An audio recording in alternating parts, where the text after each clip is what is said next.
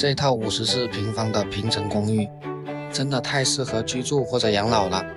54平方的面积做了2房1厅，入户门这边就是开放式厨房，卫浴还做了干湿分离的设计，这些都是交付标准。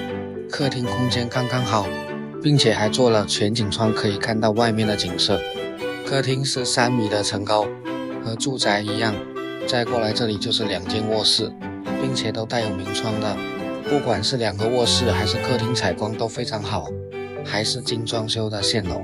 小区楼下700米就是地铁站和商业，小区商业也能满足日常的生活需求，这样的你们喜欢吗？